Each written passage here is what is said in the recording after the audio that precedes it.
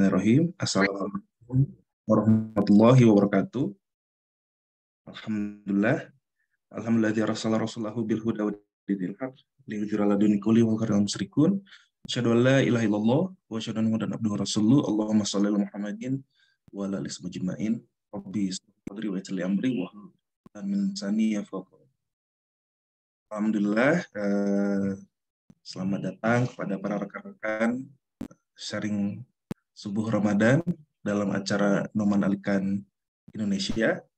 Dimana insya Allah pagi ini kita akan berdiskusi berkaitan kepada pembahasan surat Al-Hujurat, khususnya di ayat ke-14 yang temanya itu adalah Islam agama warisan, tanda tanya.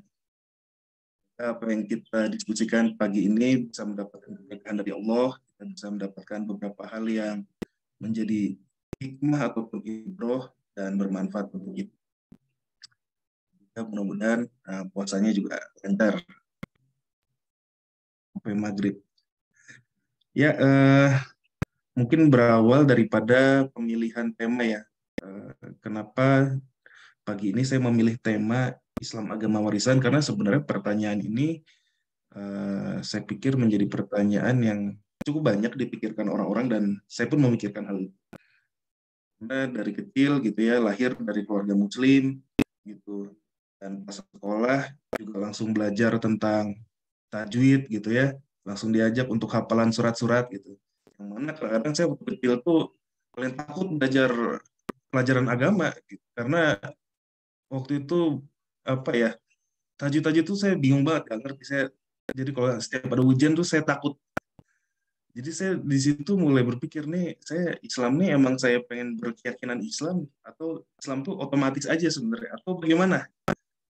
Nah, kurang lebih itu mungkin yang menjadi pertanyaan bagi saya dan saya ingin mencoba berbagi pikiran saya di dalam diskusi pagi ini.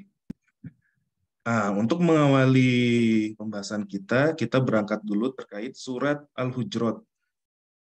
Surat Al-Hujurat ini adalah surah ke-49, yang mana surat ini adalah surat Madinah yang diturunkan di Madinah. Itu umumnya surat-surat yang panjang-panjang ayatnya, dan Al-Hujurat ini termasuk surat Madinah yang cukup pendek karena hanya 18 ayat. Artinya surat ini diturunkan di mana kondisi umat muslim itu sudah memiliki daerah basis, yaitu Madinah gitu, yang berbeda dengan kondisi umat muslim ketika di Mekah. Karena seperti kita tahu, ayat-ayat Makkiyah itu identik dengan ayat-ayat yang sifatnya itu menguatkan keimanan. Yang ayat-ayat itu berbicara tentang yaumil akhir seperti apa, kebesaran Allah seperti apa. Tapi kalau ayat-ayat Madinah itu ayat-ayat seputar pelaksanaan syariat, pelaksanaan Islam ketika orang-orang itu sudah siap menjalankan Islam. Nah, kurang lebih begitu. Jadi surat ini diturunkan di kondisi umat muslim yang sudah siap menjalankan Islam. Kata Al-Hujurat sendiri diambil daripada ayat keempat. Di sini kita bisa lihat, saya tampilkan. Innal ladzina yunadunaka min wara'il hujurat. Hujurat ini berarti kamar. Yang mana sesungguhnya orang-orang yang memanggil engkau Rasul Muhammad di luar kamarmu kebanyakan mereka tidak mengerti. Nah, di kajian Ustadz Noman di dalam lecture-nya mengatakan orang-orang yang dimaksud ini adalah orang-orang Arab Badui. Orang Badui yang mana pada saat itu terbiasa gitu, atau kalau istilah Ustadz Noman itu secara kasual gitu ya. Jadi memanggil Nabi Muhammad itu seperti dalam tanda kutip seperti ke teman gitu. Seperti ke teman, karena mereka itu orang-orang yang baru bisa disebut memasuki Islam, bukan orang-orang yang termasuk asabikun awalun yang mengikuti proses tumbuh kembang perjalanan Islam dari Mekah gitu. Tapi orang-orang yang berada di Madinah baru menjalankan Islam, dan mereka pun orang-orang Arab Badui ini adalah orang-orang yang karakteristiknya itu setiap harinya itu berdagang. Artinya mereka berdagang yang tidak berada di satu tempat, tapi berkeliling. Jadi tidak selalu bersama Rasul juga.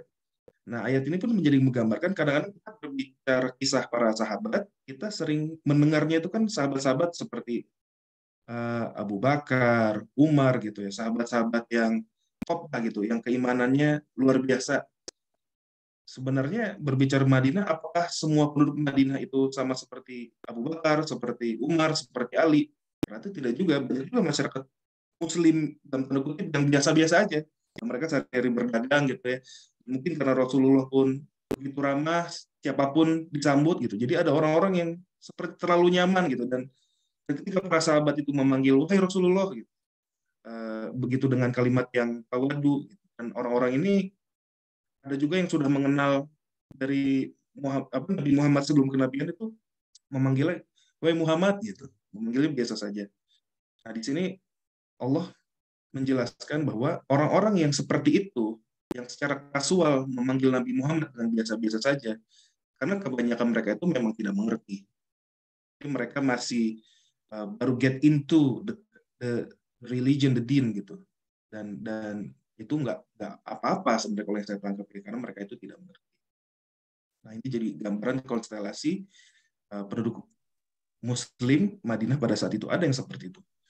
Nah, kamar-kamar ini diambil menjadi nama surat karena kamar-kamar ini akhirnya nanti berbicara tentang banyaknya tentang adab, gitu, akhlak menjadi bahagian daripada Muslim community gitu. Ketika kita sudah menjadi bagian daripada warga Islam, penduduk Islam, sifat-sifat apa sih gitu? Ada kamar-kamar, ada batas-batas yang harus kita perhatikan. Nah, penjelasannya pun terlihat daripada ayat selanjutnya. Ini saya ambil beberapa potongan ayat dari ayat ke-9, ayat ke-10, ke-11, dan ke-12. Apabila terjadi perselisihan di antara umat Islam di Madinah, maka damaikanlah di antara keduanya menurut hal-hal yang adil. Bahkan apabila ada yang melanggar perjanjian, maka yang melanggar itu perangilah sampai kepada mereka itu surut kembali pada perintah Allah. Perang ini dalam konteks banyak perang untuk dihajar gitu. Tapi untuk untuk dikembalikan kepada penetapan perjanjian. Kalau dia melanggar perjanjian karena Allah, nah sisi itu yang harus diingatkan kembali. Tapi prinsip kita itu adalah mendamaikan di antara kita. Karena di ayat 10 juga dijelaskan, sesungguhnya orang-orang mukmin itu bersaudara, damaikanlah bersaudara yang berselisih. Gitu. Bahkan ini luar biasa sekali di ayat 11, janganlah sekumpulan orang laki-laki merendahkan yang lain. Gitu. Boleh jadi yang ditertawakan itu lebih baik dari mereka. Jangan pula sekumpulan itu perempuan itu merendahkan, karena boleh jadi yang direndahkan itu lebih baik. Ini menurut saya menjadi fenomena yang nyata ya, ketika di dalam suatu komunitas itu produk muslimnya sudah banyak, gesekan itu pergesekan di antara satu dengan yang lain itu bisa menjadi suatu hal yang tidak bisa dipungkiri gitu. Bahkan fenomena ini sering kita lihat juga gitu, di mana di Indonesia juga notabene penduduk Islamnya kan banyak. Nah, apakah fenomena ini terjadi di antara muslim yang satu rendahkan muslim yang lain? Apalagi kalau mau mendekati pilpres tuh. Lihat tahun 2019 kan isunya yang dibawa kadang-kadang suka membawa isu agama ya. Jadi kita suka lihat debat-debat, tapi dua-duanya muslim sebenarnya gitu. Jadi ini gimana? Apalagi tahun depan nih mau pilpres lagi 2024. Apakah perilaku ini masih sering terjadi? Muslim itu saling merendahkan. Belum lagi di ayat yang ke-12. Jangan jauhilah banyak berprasangka dan janganlah mengunjing, janganlah mencari-cari kesalahan. Jadi luar biasa sekali, sangat powerful sekali penekanan-penekanan akhlak yang hendak Allah ajarkan kepada penduduk Muslim Madinah pada saat itu, yang saya pikir hal ini pun masih relevan kepada penduduk Muslim dimanapun hari ini berada, karena ini menjadi hal yang tidak bisa dipungkiri. Jadi inilah kurang lebih gambaran tentang surat Al-Hujurat. Dan luar biasa juga, baru-baru ini ayat ini juga di surat Al-Hujurat ini ada ayat yang cukup viral gitu, bahkan menggema di seluruh penjuru dunia, luar biasa, yaitu ayat 13. Ayat ini dibacakan pada saat pembukaan World Cup kemarin di Qatar. Ini luar biasa banget. Morgan Freeman sampai ikut duduk di situ gitu ya, mendengar gitu. Bahwa sungguhnya Allah itu telah menjadikan kita itu laki-laki dan perempuan itu menjadi saling bersuku-suku dan berbangsa-bangsa itu untuk saling mengenal. Jadi adanya suku-suku gitu, seperti kita tahu di Madinah yang dulunya Yasrib itu ada kaum Aus, ada kaum Khosroj gitu ya. Di Mekah juga luar biasa, bani-baninya ada banyak gitu. Ada kabilah-kabilah ini, ada kabilah itu gitu. Ada Bani Hashim dan bani yang lain. Ini masih menjadi gambaran bagi kita semua bahwa ya suku-suku itu banyak di jajaran Jazirah Arab. Kalau kita misalnya melihat orang Arab kan umumnya kayak oh itu orang Arab sama. Sebenarnya itu sama halnya seperti orang Barat melihat orang Indonesia, oh orang Indonesia sama. Padahal di Indonesia itu ada orang Kalimantan, ada orang Medan, orang Jawa, ada orang Sunda, ada orang Betawi gitu. Kalau orang Barat kan ngeliatnya itu orang Indonesia gitu. Bahkan bisa jadi orang Barat tuker gitu. Mana orang Indonesia, mana orang Malaysia, mana orang Thailand. Mereka mikirnya oh, orang itu orang Indonesia. Padahal di dalam Indonesia sendiri ada berapa banyak suku dan ada berapa bahasa. Kita yang menjadi warga Indonesia itu merasa kita sebagai orang Sunda gitu ya, punya teman orang Jawa, mungkin ada perbedaan bahasa, ada perbedaan budaya. Belum lagi dengan saudara-saudara kita dari Sumatera, di Padang misalnya, dari Medan, itu udah beda lagi. Mungkin nggak terjadi gesekan, sangat mungkin. Ini pun sama persis seperti apa yang terjadi di Jazirah Arab pada saat itu. Kita melihat mereka itu oh, ada jenggot, gitu ya, Sumancung Arab, atau beda-beda. Bahkan bahasa-bahasa lokalnya beda-beda, dialeknya pun beda-beda. Dan itu yang terjadi pada masa itu, sehingga akhirnya bisa lebih relate dengan kondisi kita, kita membayangkan, oh sangat wajar di Madinah itu terjadi gesekan. Sangat wajar di antara penduduk muslim itu terjadi gesekan, karena ada perbedaan budaya, perbedaan bahasa, perbedaan culture. Itu sangat sangat mungkin dan sangat biasa, dan itu pun kita rasakan hari ini. Di sini Allah mengingatkan dan menegaskan bahwa ada perbedaan suku, perbedaan bahasa, perbedaan warna kulit, itu untuk saling ta'aruf, saling mengenal, dan yang paling mulia di sisi Allah itu adalah yang bertakwa, dan ini menggema di seluruh dunia melalui yang paling terdekat ya kemarin ya di acara World Cup di Qatar. Jadi ini menjadi reminder bagi kita semua bahwa yang paling mulia itu adalah yang bertakwa, nggak jadi masalah gitu. Beda tinggi badan, yang satu jenggotan, yang satu tidak jenggotan, yang satu hidungnya mancung, hidungnya pesek, kulit hitam, kulit hitam, kulit hitam, kulit hitam aja ya, kulit putih. Tapi yang paling mulia itu bertakwa. Kadang-kadang untuk memahami hal ini juga nggak mudah ya. Kayak saya itu lahir dan besar itu di Jakarta dan Bekasi di lingkungan itu. Dan saya kuliah itu di Bandung.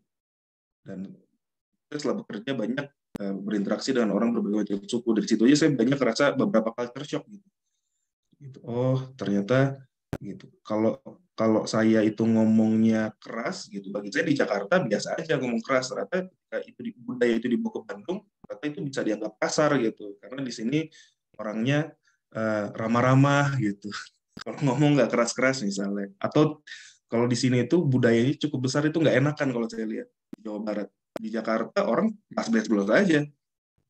Ketika saya berinteraksi dengan teman-teman, saya sebenarnya lagi biasa aja. Belum segitu. Ternyata buat beberapa orang itu dianggap apa ya, menyakiti perasaan gitu atau sigatu nempat istilahnya tuh. Nah, itu berbeda persepsi, berbeda budaya, harus bisa kita toleransi, harus kita bisa mengerti. Nah, kurang lebih itu gambaran daripada surat Al-Hujurat gitu ya.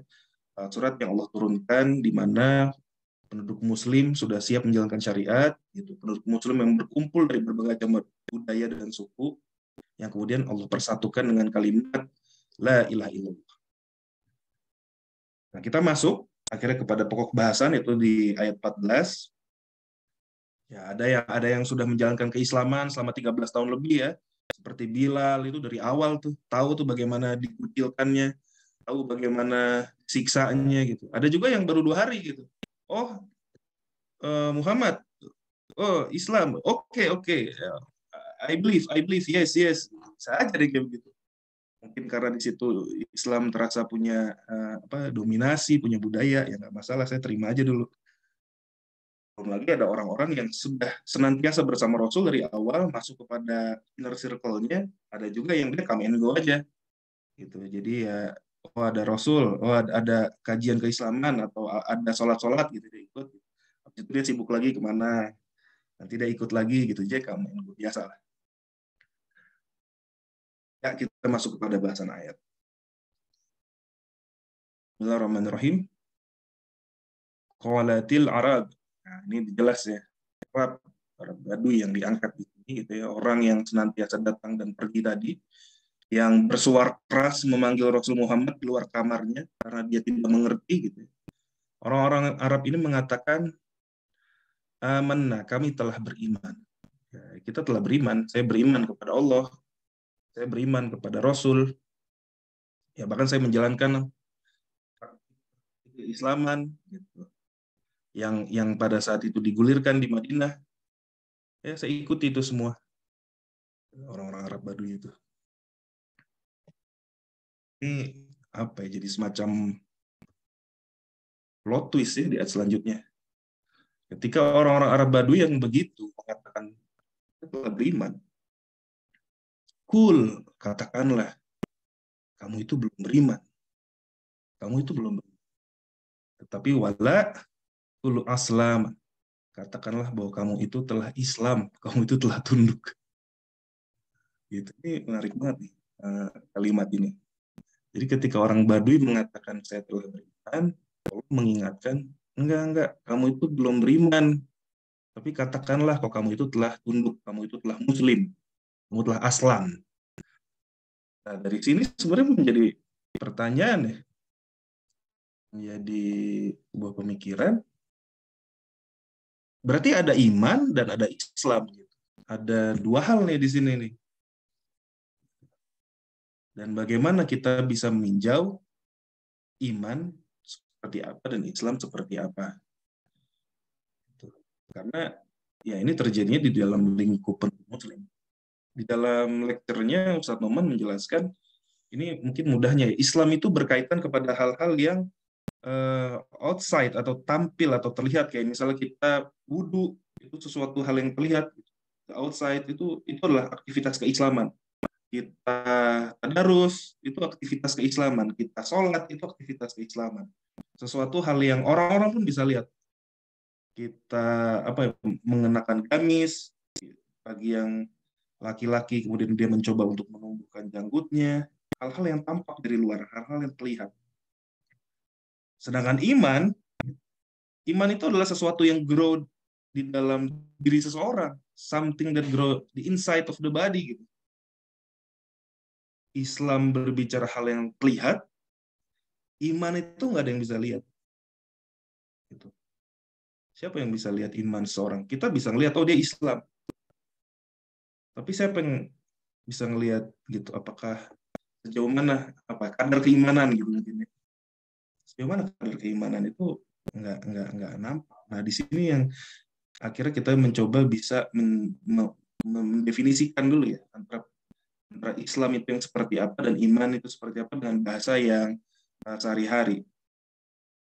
Adapun para ulama menjelaskan iman itu memiliki definisi sendiri seperti yang tadi sudah dijelaskan, dan Islam itu punya definisi sendiri. Tapi ketika dia berdiri sendiri, gitu, sebenarnya dia menyakup keduanya.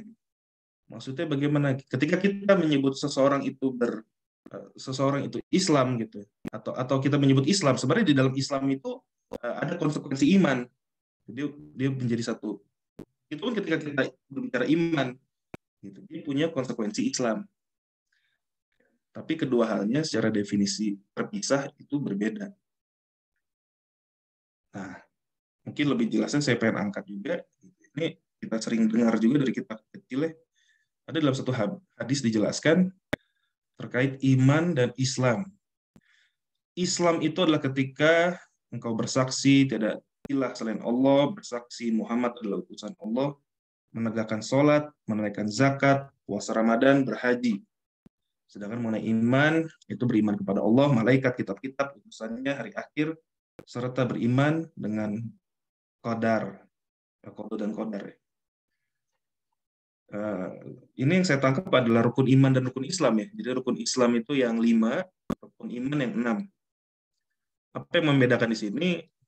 Kalau kita berbicara rukun iman, iman itu kan kalau di Al-Baqarah ayat 3 dijelaskan, wa ma yu'minuna bil ghaibi wa yuqimuna sholata wa mimma razaqnahum yunfiqun. Wa ma yu'minuna bil ghaib, orang yang beriman itu beriman kepada hal yang gaib. Karena iman itu sendiri tidak tampak, pasti berkaitan kepada hal yang gaib sifatnya. Gitu. Makanya secara deskripsinya begitu, iman kepada Allah. Allah itu al-gaib. Allah gaib begitu. Malaikat itu gaib. Kitab kitab gaib apa nggak gaib? Kan kalau beriman kepada yang gaib. Kitab, mushaf, Al-Quran, berbicara fisik, bukunya memang ada dan itu bisa dilihat secara mata. Tapi Al-Quran adalah firman dari Allah, isinya adalah kebenaran dari Allah, itu adalah hal yang gaib. Gitu. Jadi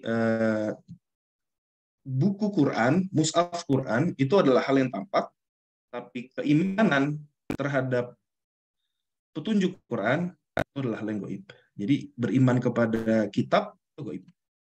Kemudian Rasul beriman kepada Nabi. Nabi itu ada, lahir, tampak. Selain Rasul Muhammad, Rasul Isa, dan nabi-nabi yang lain, Adam, Idris, Nuh, Soleh, itu tampak ada semua. Tapi orang tersebut adalah utusan dari Allah, itu adalah sisi gaibnya. Siapa yang betul-betul bisa memastikan bahwa apa yang keluar dari ucapan Nabi Muhammad itu adalah wahyu dari Allah, itulah sisi gaib.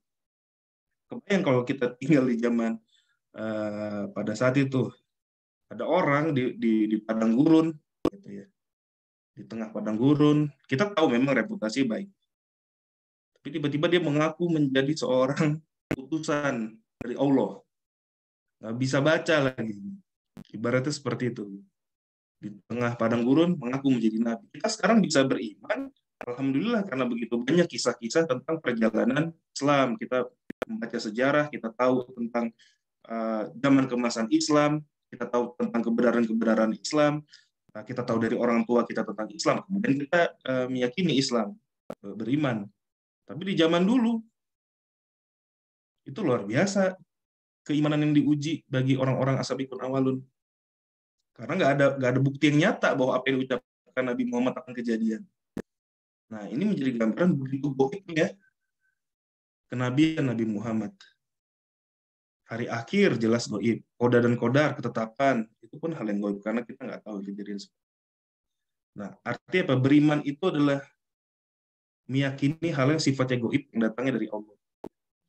Sedangkan Islam, dia berbicara tentang praktik-praktik pelaksanaan syariat, seperti adat, menjalankan sholat, menunaikan zakat, puasa Ramadan, berhaji ke Baitullah. Nah, hal yang di dalam konteks keislaman ini, itulah hal-hal yang sedang atau mungkin sedang dipelajari oleh orang-orang Arab Badui gitu. Orang-orang Arab Badui yang punya karakteristik kayak tadi. Mereka baru menjalankan keislaman dengan apa ya mungkin ya suasana Madinah pada saat itu. Tapi ketika dia mengatakan beriman, Allah menahannya gitu. Enggak, kamu itu belum beriman. Atau jangan katakan kamu beriman, tapi katakanlah kamu Islam. Yang menariknya di sini Allah menegaskan, karena sesungguhnya iman itu belum masuk ke dalam hatimu. Wah, ini ngenes banget ya, luar biasa ya. Ternyata di sini saya jadi mikir gitu. Ternyata ada ya orang Islam itu yang iman itu ternyata belum masuk ke dalam hatinya. Jadi dia merasa bahwa dirinya itu seorang Islam, gitu, dia punya keimanan, tapi sebenarnya saya itu berislam itu karena hanya praktikalnya aja. Tapi berbicara keimanan, ya juga sih, keimanan belum masuk ke hati saya. Ini bikin saya jadi betul-betul mikir dan introspeksi ya. Jangan-jangan keislaman saya itu kayak islaman orang Arab Badui gitu, yang akhirnya kepada keislaman, hal-hal yang sifatnya keislaman itu memang for casually aja, menjadi hal yang biasa gitu, bukan menjadi hal yang diseriusi gitu. Atau saya angkat juga luar biasa di surat Az-Zariyat ayat 35 dan 36, ini menjadi gambaran juga. Pada masa itu Allah mengazab kaum dari Nabi Lut karena melakukan tindakan-tindakan melampaui batas ya. Kalau hari ini tindakan-tindakan melampaui batas itu bukan di-appraise ya, LGBTQ luar biasa. Dan Allah hendak menyelamatkan Nabi Lut bersama orang beriman gitu ya dari kota itu. Nah, ini ada dua yang kalimat yang menarik, ayat 35 dan 36. Ayat 35 Allah mengatakan, lalu kami keluarkan orang-orang beriman yang berada di negeri kaum Lut. Dan yang ayat 36-nya, dan kami tidak mendapati negeri itu kecuali rumah dari orang yang berserah diri, orang-orang yang muslimin kalau kita lihat bahasa Arabnya. Jadi yang Allah selamatkan itu adalah orang-orang beriman. Tapi orang-orang beriman itu ada di mana? Ya ada di rumah-rumah orang muslim gitu. Tapi di dalam rumah orang muslim ternyata nggak semuanya itu betul-betul beriman. Sebagai contoh, Nabi Lut itu Allah selamatkan, tapi istrinya tidak. Istrinya tinggal di mana? Istrinya tinggal di rumah Nabi Lut. Tinggal di dalam rumah orang-orang yang muslim gitu. Jadi ini jadi gambaran. Di dalam rumah muslim, ada yang beriman, ada yang enggak. Eh, seperti istrinya Nabi Lut. Artinya apa? Di dalam keaktifan perbuatan keislaman, memang benar ada yang sudah betul-betul beriman, ada yang iman itu belum masuk dalam hatinya. Entah bagaimana ya. Tapi yang pasti karakteristik dari orang Badui itu, jadi emang orang yang nggak berada di dalam inner circle-nya Rasul. Dia nggak betul-betul apa ya, punya gairah dan hasrat gitu ya untuk betul-betul memahami dinnya, untuk betul-betul beraktivitas dalam kedinannya gitu. Tapi dia secara budaya, keislaman, secara praktikal sedang dilakukan tahap demi tahapnya. Nah itulah kondisinya seperti itu. Dan ini menarik bagi saya, karena saya jadi betul-betul berpikir apakah tadi saya itu orang Islam Arab Badui gitu. Karena dampaknya luar biasa gitu. Dan ini menyangkut kepada topik kita hari ini, apakah Islam agama warisan gitu. Saya lahir dari keluarga yang ya saya sebut sebagai Islam, saya berKTP Islam, saya dari kecil dapat pendidikan agama Islam dari bangku TK, bahkan saya ikut TPA, saya ikut SD, saya belajar tajwid gitu. Tapi saya sudah melaksanakan keislaman, tapi saya tahu dari mana apakah iman itu sudah masuk dalam hati saya. Atau saya hanya praktikal-praktikal aja. Dan berbicara praktikal, hal ini bisa diwariskan. Memang bisa diwariskan. Tapi untuk iman masuk ke dalam hati, kayak ini beda lagi deh. Gitu. Kayak ini butuh kekhusyuan. Ini butuh kontemplasi gitu ya. Ini butuh uh, perenungan. Saya jadi mikir juga, makanya di ayat yang lain dikatakan, jangan kau mengatakan kau telah beriman sedangkan kau belum diuji. Iman itu pasti nanti identiknya dengan hal yang bersifatnya ujian. Di surat Al-Baqarah misalnya, ayat 214, apakah engkau mengira engkau akan masuk surga? Kalau belum nyata orang-orang yang diuji, orang terdahulu mereka ditimpa oleh kelaparan, atau malapetaka dan kesengsaraan. Ya, akhirnya sebagaimana datanglah para sahabat pada Rasul, dalam manakah pertolongan Allah, sebenarnya pertolongan Allah itu amat dekat. Saya jadi melihat bahwa memang iman itu nanti kaitannya kepada ujian hidup. Gitu. Kalau saya mikir ya gitu. Karena berbicara Islam, Islam itu sesuatu yang praktikal, sesuatu yang dibiasakan. Berbicara upaya untuk mendekat kepada Allah. Tapi iman ini sesuatu yang ada di dalam hati kita, sesuatu yang tidak terlihat, dan nanti berdampak itu ketika ujian. Maksudnya apa? Islam itu saya bisa tunjukkan ke tetangga, tapi ketika saya sendiri di dalam kamar, siapa yang bisa melihat keislaman saya? Nah, itulah di situ iman itu diuji. Ya, tidak ada yang melihat kita, apa pilihan yang kita ambil dalam hidup. Apakah pilihan yang sesuai dengan keimanan, atau ternyata pilihan yang nyaman, dalam arti kita suka, walaupun itu mencederai iman. Nah, bisa jadi begitu sebenarnya. Iman itu sesuatu yang tidak terlihat. Tapi maha baik Allah luar biasanya di surat ini dikatakan, Dan jika kamu taat kepada Allah wa rasuluhu, nah ini dia, layak, dan tidak akan gitu, mengurangi min amal amalikum, pahalanya gitu. Jadi kalaupun tadi orang-orang Arab Badui yang iman itu belum tumbuh di dalam hati, tapi ketika dia menjalankan ketaatan ke Rasul gitu ya, Allah juga tidak akan zolim, pahalanya nggak akan dikurangi sedikit pun, masya Allah. Apapun kebaikan yang dilakukan di dalam zakatnya, di dalam puasanya gitu, apa di dalam naik hajinya, Allah tidak akan mengurangi gitu. Itu tetap menjadi hal yang bermanfaat buat seseorang itu. Itu menjadi proses tumbuh kembang keislaman dalam dirinya. Karena sesungguhnya innallaha ghafurur rahim, Allah itu Maha Pengampun, lagi Maha Penyayang, dan Allah hendak mempersilahkan kita berproses dalam keimanan kita. Nah, saya jadi berkontemplasi lagi gitu ya tentang iman ke dalam hati dan Islam tadi. Saya ingin mengambil dari ayat-ayat yang lain, contoh di surat Al-Mu'minun, ini adalah salah satu karakteristik ya. Apa sih dampaknya gitu kan? Ketika kita sudah mengetahui, kalau misalnya berislam saja sudah cukup mendapatkan pahala, lantas apakah tidak masalah kita tidak betul-betul beriman gitu? Kan Allah tidak akan mengurangi sedikit pun pahala yang kita lakukan di dalam praktik keislaman kita. Ini luar biasa di surat Al-Mu'minun ayat 23. Sungguhnya orang yang beriman itu apabila dibacakan nama Allah, gemetarlah hati mereka. Dan apabila dibacakan ayat, bertambahlah iman mereka. Nah, ini bisa jadi parameter buat saya. Sejauh apa saya take it seriously ayat-ayat Allah untuk saya mau considering, dipikirin betul-betul agar muncul getaran itu. Dan apabila dibacakan bisa bertambah gitu. Nah, saya tuh sekarang jadi mikirnya gini, kalau ada ayat Allah yang dibacakan, tapi saya biasa-biasa aja, kayak saya mulai, kok biasa-biasa aja nih, apa yang kurang nih, apa yang belum ada dalam hati gitu. Kenapa hal ini menjadi penting? Karena di surat Al-Hadid gitu ya, ini yang seremnya. Kita tahu di yaumil akhir kelak ada orang kafir, ada orang Islam gitu ya, dikumpulkan gitu. Tapi di dalam barisan umat muslim itu ternyata di situ ada mukmin, ada munafik, ada fasikin, itu di dalam komunitas yang sama. Termasuk istri Nabi Lut tadi, istri Nabi Lut itu berada di dalam komunitas muslimin. Gitu.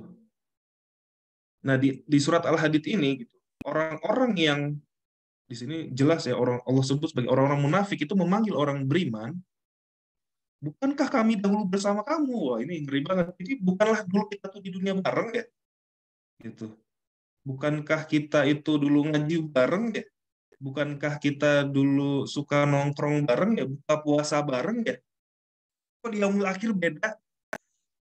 Gitu. Kamu berada di sisi itu, saya berada di sini. Kemudian orang-orang beriman mengatakan, ya benar. Dulu kita memang bareng-bareng. Tapi kamu mencelakakan dirimu sendiri. Dalam mencelakakan ini, bahasanya kan banyak ya di dalam Quran itu, orang yang berdosa itu adalah orang yang melukai dirinya sendiri gitu ya. Orang yang zolim terhadap dirinya sendiri. Ketika selama di dunia, mungkin ada pilihan-pilihan hidupnya itu, walaupun dia berpraktik keislaman, pilihan-pilihan yang tidak sesuai dengan iman, dan tanpa disadari itu mencelakakan dirinya. Dan ketika dia mencelakakan dirinya, orang itu menunggu gitu, jadi tidak melakukan perbaikan. Saat Noman mengatakan orang-orang seperti ini, orang Muslim ini tidak melakukan perbaikan, dia menunggu. Tapi luar biasanya, ketika kita misalnya nih ya, misalnya, nauzubillah, bukan kita lah ya, misalnya kasus gitu, seseorang makan babi, oh haram, babi mah haram gitu ya. Tapi kalau minuman alkohol kayaknya masih diampuni lah. Karena fenomena itu di kalangan pemuda suka banyak. Kalau babi itu jelas haram, tapi kalau minuman alkohol, ya Allah Maha Pengampun. Belum lagi kalau ya pacaran, nauzubillah zina gitu ya. Bisa jadi itu kadar dosanya kayak lebih rendah deh daripada makan babi. Nah kan realita itu ada ya. Nah, ketika tidak betul-betul bertobat, gitu, berhenti zina, berhenti minum alkohol, sama seperti dia tidak makan babi, dia hanya diem aja gitu ya, kayaknya nggak apa-apa kalau mengampuni, itu lama-lama penantian dan penungguan itu membuat kita jadi ragu. Kayaknya zina nggak dosa-dosa amat deh. Ya, minuman alkohol nggak zina, nggak dosa-dosa amat. Kayaknya korupsi juga nggak dosa-dosa amat ya. Lingkungan juga banyak yang korupsi. Itu kan membuat jadi ragu karena tidak segera di apa ya, take action gitu. Jadi sesuatu yang diimani itu tidak segera di take action itu membuat jadi ragu. Belum lagi ada datang setan gitu kan, nipu-nipu. Udahlah nggak apa-apa, Allah Maha Pengampun, Allah Maha Penyayang. Nah, Allah kasih kesempatan tobat sekali, Allah kasih kesempatan tobat 2 kali, terus aja. Nah, itulah tadi orang-orang yang, saya beriman kok, saya Islam kok, KTP saya Islam kok. Tapi ternyata karena dia tidak segera mengambil action terhadap keimanannya, dia berdosa, dan dia hanya menunggu, belum lagi dengan godaan setan, akhirnya terperdaya tentang keimanan itu sendiri dan merasa aman akhirnya dengan keislamannya. Ustaz Noman mengatakan, janganlah kita percaya diri jangan terlalu overconfident terhadap keimanan kita sebagai seorang muslim. Saya udah muslim, aman lah gitu. Saya dari kecil juga udah sholat, ngerti lah gitu. Bacaan saya juga udah bagus, nggak apa-apa lah. Hal-hal sifatnya overconfidence seperti itu bisa membuat kita jadi nggak detail gitu, memerhatikan tumbuh kembang iman kita. Sehingga akhirnya ngeri banget, nauzubillah, di yaumil akhir, ternyata keimanan itu tidak menyelamatkan dirinya, nggak berguna gitu, karena terbawa oleh godaan setan. Oh ya, ini ada yang koreksi ya. Maksudnya surat Al-Anfal. Oh ya, terima kasih. Nanti coba cek lagi ya. Masih banyak. Bisa jadi saya salah nanti.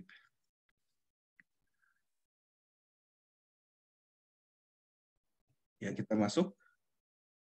Nah, ini jadi gambaran tentang kondisi keimanan yang tidak menjadi buah di kiamat yaumil akhir. Sehingga akhirnya ini menjadi penting sekali untuk senantiasa memerhatikan kondisi iman.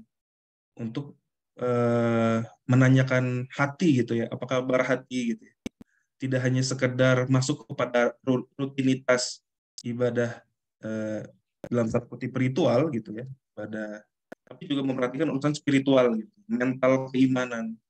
Bagaimana dengan ujian yang kita hadapi, bagaimana pemaknaan kita terhadap pelaksanaan sholat, bagaimana pemaknaan kita terhadap kalimat la ilaha illallah itu sendiri, apakah itu sudah cukup memuaskan hati kita atau sebenarnya masih ada pertanyaan. Itu menjadi hal yang penting karena di dalam lecture-nya Ustadz Oman itu mengingatkan bahwa bagi orang muslim sekalipun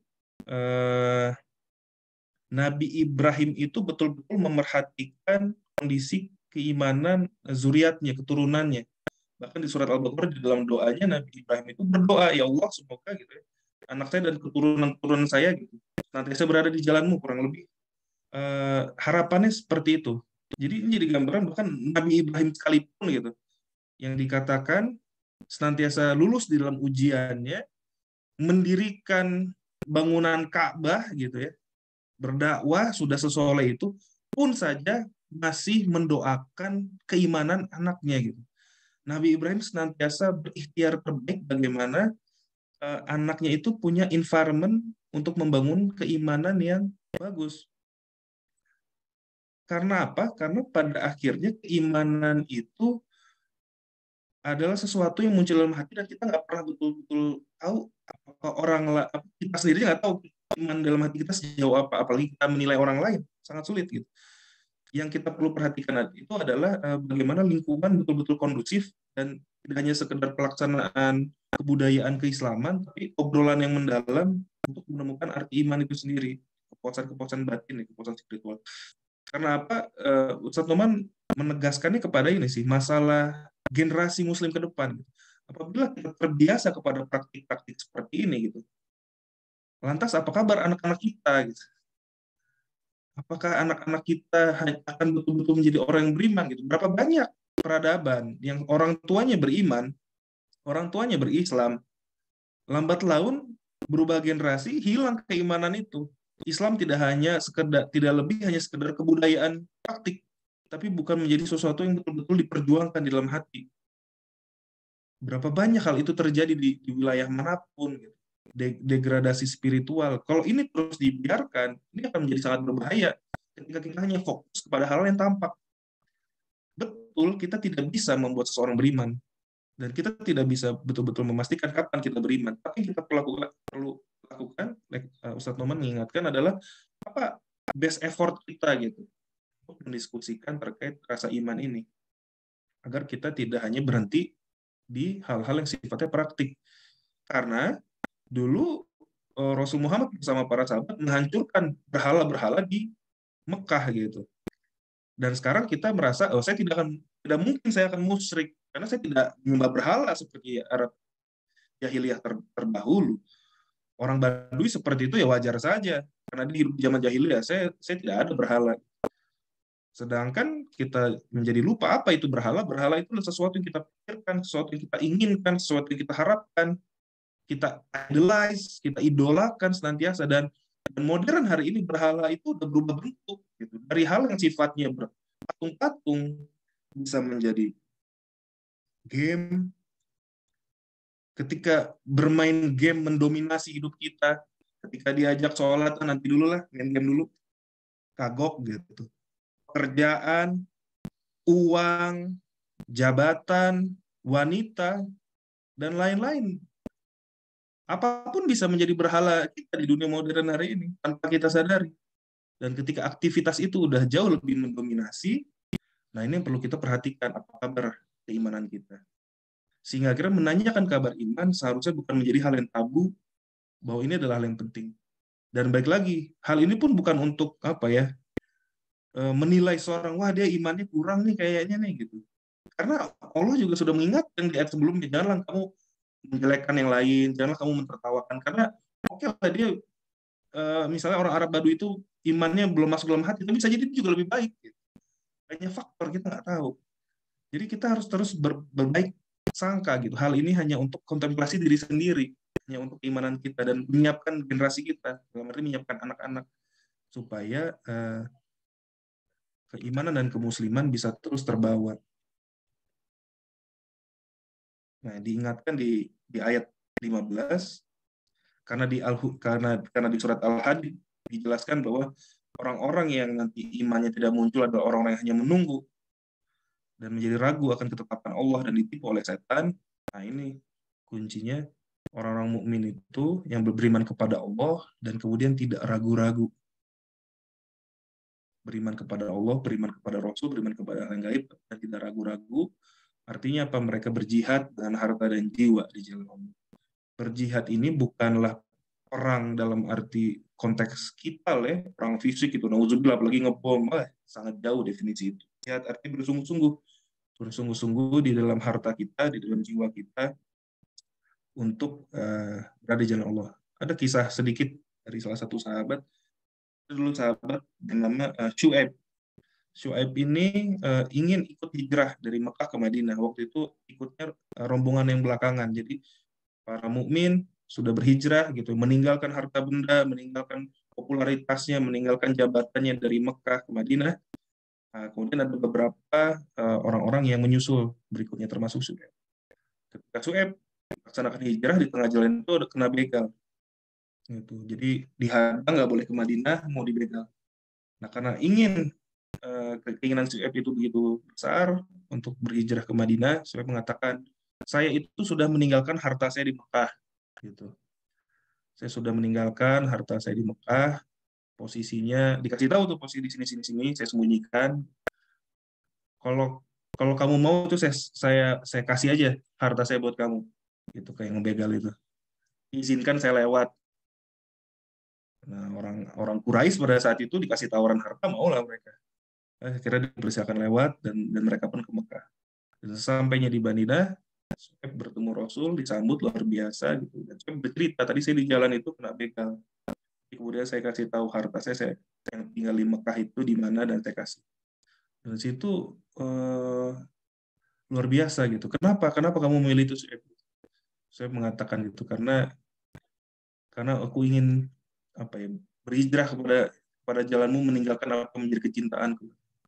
Dan kemudian di situ Rasul menjelaskan gitu. Itulah orang-orang yang melakukan perniagaan kepada Allah. Allah pernah menawarkan dalam Quran, maukah engkau aku tunjukkan perniagaan yang dapat menyelamatkanmu di yaumil akhir, yaitu kamu berjihad dengan harta dan jiwa. Bagaimana kita mau mengorbankan ya apa yang kita sukai demi keriduan Allah akhirnya. Nah, Suhaib ini menjadi gambaran bahwa orang beriman itu ternyata adalah orang yang mencari ridho Allah. Kalau saya tangkap ya kesimpulannya. Sehingga akhirnya dia mau mengorbankan hartanya, dia mau mengorbankan pilihan-pilihannya demi menggapai ridho Allah. Mereka itulah orang-orang yang benar. Nah, jadi masuk ke pertanyaan terakhir, apakah Islam agama warisan? Nah, mungkin nanti bisa di kolom diskusi ya. Gitu. Jadi apa nih, Islam itu apakah agama warisan atau bagaimana? Tapi yang pasti iman itu tidak bisa diwariskan. Gitu. Karena semuanya jelas keimanan inilah yang betul-betul akan menyelamatkan kita di yaumil akhir. Sehingga kira yang paling penting itu bagaimana kita, apalagi kita sebagai orang tua yang punya anak gitu ya, kita tidak bisa memastikan anak kita beriman, tapi bagaimana kita sebagai orang tua betul-betul memperhatikan gitu ya, environment gitu, lingkungan yang kondusif untuk seseorang itu bisa tumbuh kembang iman. Jangan terlalu keras, itu jangan terlalu apa ya, yang membuat orang malah jadi takut berislam, tapi betul-betul memastikan bagaimana hatinya itu bisa mendapatkan asupan-asupan spiritual terkait keimanan Islam. Yang selanjutnya nanti ya kita tawakal kepada Allah. Begitupun juga diri kita, bagaimana kita terbiasa di dalam obrolan-obrolan hati, bagaimana kita betul-betul memastikan keimanan kita, sehingga kira semoga Allah menanamkan iman di dalam hati kita dan kita bisa bersama dengan orang-orang yang benar. Itu mungkin yang saya bisa bagikan dari diskusi pagi ini. Apabila ada salah-salah saya mohon maaf. Selanjutnya mungkin kita bisa jawab. Jazakumullah khairan. Assalamualaikum warahmatullahi wabarakatuh. Waalaikumsalam warahmatullahi wabarakatuh. Alhamdulillah, terima kasih banyak. Jazakallah khairan, Mas Riki atas diskusinya. Teman-teman boleh banget ya untuk berbagi isi pikirannya mungkin. Mungkin teman-teman punya pandangan tersendiri, punya ilmu yang baru. Boleh raise hand, boleh disampaikan di kotak obrolan. Gitu ya. Sebelumnya saya jadi ingat gitu salah satu kisah. Ini kalau nggak salah Rasulullah tuh pernah menyampaikan nasihat gitu ya ke Fatimah, ke anaknya. Fatimah ini kan punya julukan kalau nggak salah Al-Batul. Saya ingat-ingat lupa. Al-Batul, jadi orang yang suci gitu ya. Jadi saking mulianya Fatimah gitu. Jadi orang-orang juga mengakui gitu kemuliaannya, akhlaknya sama Rasulullah. Tapi ketika saat itu Rasulullah sempat juga menasihati Fatimah, kata Rasulullah, ittaqillah, ada bahasa Arabnya, saya lupa juga. Jadi kurang lebih ittaqillah, terus artinya itu kayak ittaqillah itu kan bertakwalah Fatimah, wahai anakku, karena sesungguhnya aku tidak bisa menyelamatkanmu nanti ketika di yaumil kiamah gitu. Jadi luar biasa, Rasulullah saja tidak bisa menyelamatkan anaknya, tidak bisa menyelamatkan keluarganya gitu. Mungkin ada beberapa syafaat dari Rasulullah, tapi pada intinya kendali akhirnya gitu Rasulullah juga tidak bisa menyelamatkan sanak saudaranya, keluarga, dan ya gitu ya teman-teman. Ya jadi setuju untuk Islam agama warisan, teman-teman boleh diskusi. Boleh raise hand ya, atau boleh open mic, silahkan.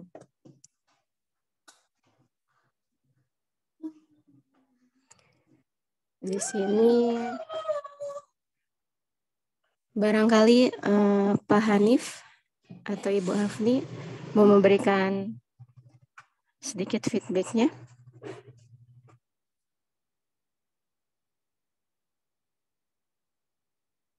Pak Hanif barangkali.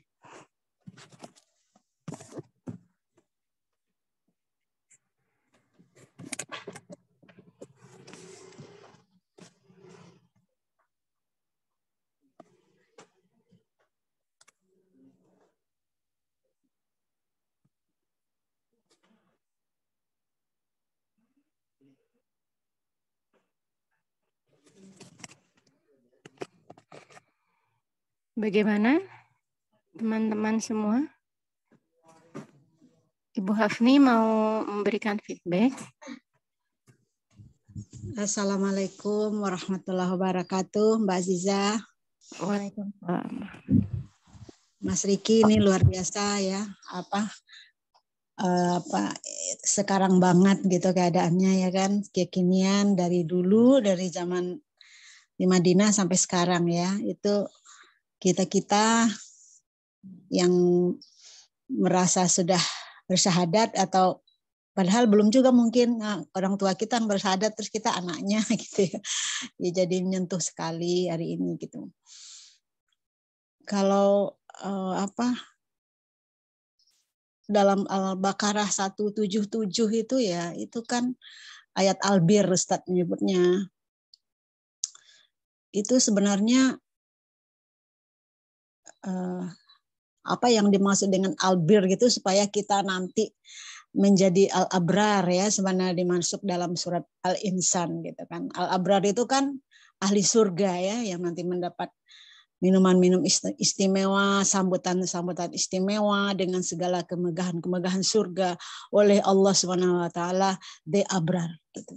Ya kan, albir itu ayatnya banyak yang bertebaran di Al-Qur'an, cuman yang kami baca itu di Al-Baqarah 177 gitu. Memang yang seperti Mas Riki bilang tadi itu kan auzubillahi minasyaitonirrajim, laisal birra an tuwallu wujuhakum qibalal masyriqi wal maghribi gitu kan. Dan selanjutnya walakinnal birra man amana billah. Jadi Ustadz bilang kebaikan itu adalah satu, beriman kepada Allah, kepada hari akhir dan kepada risalah. Risalah itu ya mulai dari malaikat yang membawanya kepada Rasulullah dan menjadi kitab gitu. Jadi risalah itu mencakup 3 itu. Jadi itu, dan itu enggak kelihatan. Ya, memang enggak kelihatan. Jadi kalau di ayat 14 surat Al-Hujurat ini itu kan nyindir kita banget gitu loh. Saya merasa udah orang beriman gitu. Ya kan, kita bilang-bilang sama orang, kita orang masuk kelompok orang beriman gitu. Ya itu nanti ya kenyataannya pada yaumil akhir itu ya seperti yang tadi di surat Al-Hadid itu, ditutup pintunya. Pintunya ditutup, orang yang itu suruh balik cari cahayanya sendiri ya kan, karena merasa itu beriman padahal sebenarnya iman di hati tidak ada gitu. Kita seram ya, mungkin saatnya kita saya bicara pada diri sendiri juga dan keluarga saya, itu di ayat Al-Baqarah ayat 177 ayat albir itu dalam banget maknanya gitu. Bahwa iman itu ibarat akar. Kalau pohon, kehidupan ini pohon, kehidupan kayak spirituality kita ini ibarat pohon, itu iman itu enggak kelihatan dan enggak usah dibilang-bilang, enggak ada yang tahu, oleh Allah knows gitu. You and Allah knows gitu kan. Nah, kita tahu pun kita merasa udah beriman, enggak bilang-bilang sama orang, enggak bilang-bilang sama siapa-siapa. Itu juga belum tentu menurut Allah gitu. Ya kan?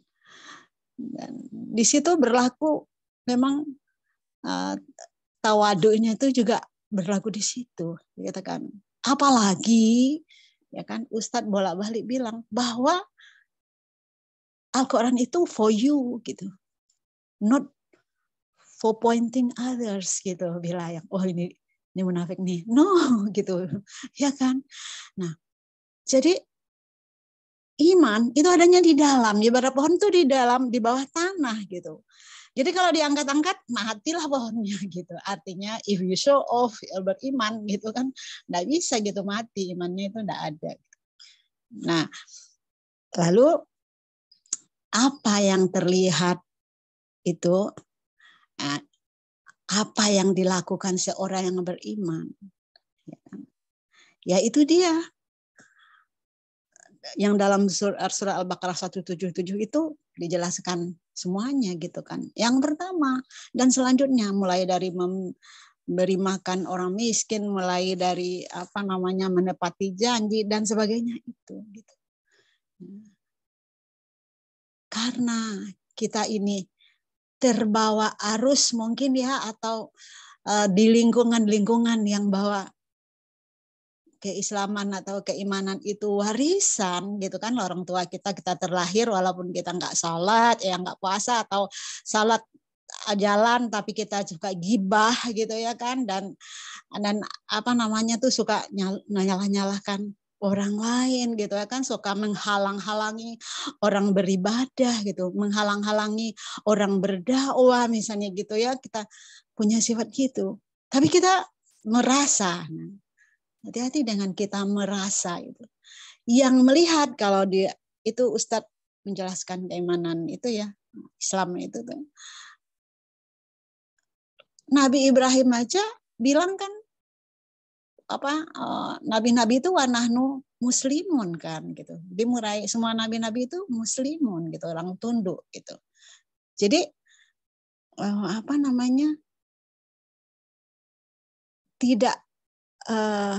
tidak ada yang tahu bahwa iman itu ada di kita tanda. Nah, lalu bagaimana? Jadi di dalam kehidupan umatan wasatan ya, balance personality gitu.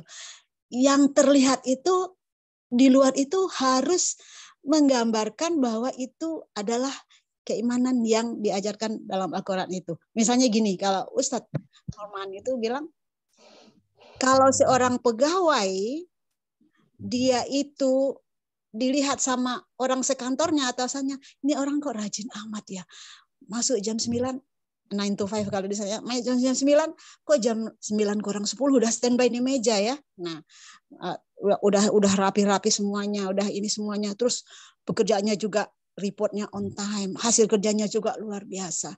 Terus dia smile gitu kepada orang tuh, humble, nggak pernah ini gitu kan. Orang melihat itu, yang terlihat itu adalah cerminan-cerminan dari keimanan yang ada di dalam itu. Nah, artinya enggak perlu bilang-bilang emang muslim ini dalam hal gitu kan, orang lihat justru tanya, ini kok kamu bisa disebelin kayak gini, bisa kayak gini gitu. Nah, itu sebenarnya itu keimanan yang diperlihatkan di dalam kesehariannya atau dalam kehidupan, ambassador gitu kan. Jadi dia itu menjadi ambassador dari yang diajarkan Al-Quran itu gitu. Akhlak-akhlak gitu. Makanya sebenarnya kalau isi Quran satu aja, enggak boleh lebih sebutkan, kan akhlak gitu. Jadi memang makasih sekali itu kita baik juga mengacu ya kepada Al-Baqarah 177 itu dalam ya membahasnya, Ustadz silakan disimak juga di concise commentary atau di perlop ya, sama itu memang dalam sekali. Itu aja, maaf kalau salah. Terima kasih Mas Riki, ini betul-betul mengena gitu temanya. Iya, kita jangan-jangan ya, bisa saja kita masih Islam warisan gitu. Terima kasih Mbak Aziza. Iya, terima kasih jazakillah khair Bu Hafni atas sharingnya. Oke. Di sini sudah ada dari Mbak Anindita. Assalamualaikum Ustadz Riki, bagaimana caranya memperoleh ridho Allah dan mengukur level keimanan kita sebagai bahan evaluasi diri dengan tujuan memperbaiki diri? Mungkin boleh langsung sama Mas Riki sambil direspon lagi tadi feedback dari Ibu Hafni. Mangga Mas Riki. Terima kasih banyak Ibu Hafni. Seperti biasa, luar biasa penambahannya, penguatannya dari Al-Baqarah 177. Selanjutnya pertanyaan dari Mbak Anindita. Oh ya, ini mohon maaf ya, saya bukan Ustadz, jadi Mas Riki aja nggak apa-apa. Bagaimana cara memperoleh ridha Allah? Ya, kalau misalnya, saya pikir ini ya, mungkin nanti ada yang sifatnya praktikal dalam arti pengalaman.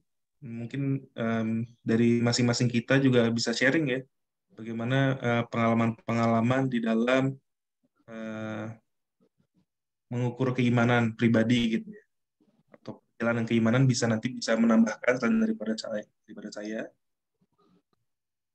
Kalau melihat bagaimana cara memperoleh ridho Allah, kita tahu di surat apa Bainah ya, surat Bainah ayat 8, bahwa orang-orang yang di dalam surga itu eh, Allah itu ridho kepada mereka, mereka pun ridho kepada Allah.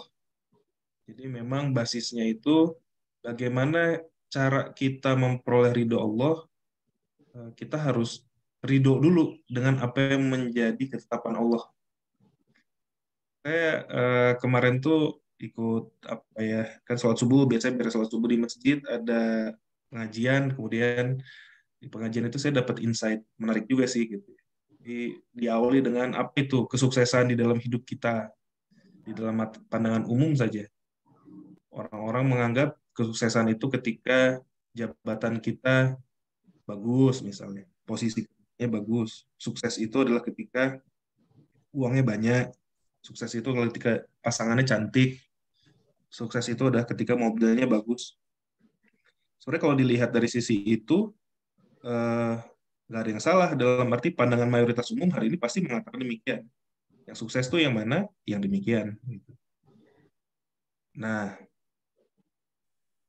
kenapa sukses itu yang demikian seperti itu? Karena ketika saya lanjut ngobrol gitu dengan teman-teman saya, karena halal itu bisa mendatangkan kebahagiaan kan. Kita punya pejabatan bagus, uang banyak, pasangan cantik atau pasangan ganteng, bahagia nggak? Oh jelas bahagia gitu. Tapi kemudian kita diskusi lagi, apakah dengan kondisi itu lantas kita pasti akan selalu bahagia? Atau ada sedihnya juga? Oh ternyata masih ada juga sedihnya. Artinya apa? Posisi dan keuangan yang kita miliki dan pasangan yang cantik ataupun ganteng itu tidak menjamin kita akan bahagia selamanya. Walaupun itu akan membuat kita kebahagiaan, tapi akan ada masa sedihnya juga. Artinya apa? Kebahagiaan dan kesedihan ternyata bisa berada di dalam situasi yang menurut kita udah paling enak sekalipun gitu. Kalau di dalam Quran gitu, dan Allah hendak menguji kita dengan kebaikan dan keburukan.